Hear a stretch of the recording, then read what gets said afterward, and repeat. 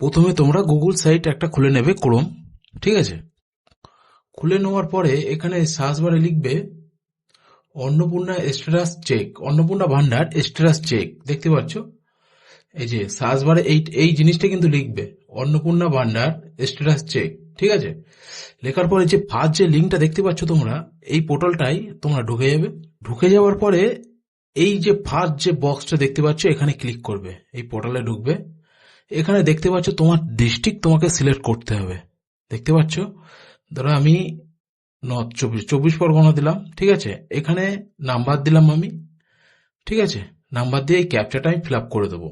ক্যাপচাটা দেখে দেখে fill up করার পরে এই যে ওটিপিতে চলে যাবে। যাওয়ার পরে তোমরা বুঝতে পারবে যে তোমাদের রিজেক্ট হয়েছে অ্যাপ্রুভ হয়েছে কিনা, সেটা তোমরা বুঝতে পারবে খুব সহজে।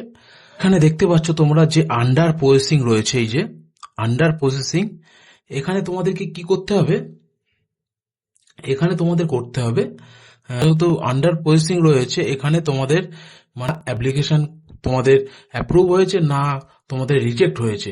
কারণ আন্ডার প্রসেসিং মানে তোমাদেরকে বলা হয়েছে যে এখনো ভেরিফিকেশন চলবে, তোমাদের আন্ডার প্রসেসিং এ থাকবে। ঠিক আছে, এবার তোমাদের কি করতে হবে, এবার তোমাদের 2-3 দিন ওয়েট করে দেখো, যদি আন্ডার প্রসেসিং যদি উঠে যায়, অ্যাপ্রুভ হয়ে যায়, তাহলে খুব ভালো। আর না হলে তোমরা একটা কাজ করবে, তোমরা তোমাদের পঞ্চায়েত যা পৌরসভা সেখানে গিয়ে তোমরা ওই যে নাম্বারটা দেখতে পাচ্ছ, এই যে উপরে যে অ্যাপ্লিকেশন যে নাম্বারটা, ওই নাম্বারটা দিয়ে তোমাদেরকে আবার অ্যাপ্লিকেশন জমা দিলে আবার তোমাদের প্রবলেম সলভ হয়ে যাবে। ঠিক আছে, তো আমার ভিডিও এই পর্যন্ত। ভালো লাগলে অবশ্যই পাশে থাকবে আর প্রচুর পরিমাণে শেয়ার করে দাও।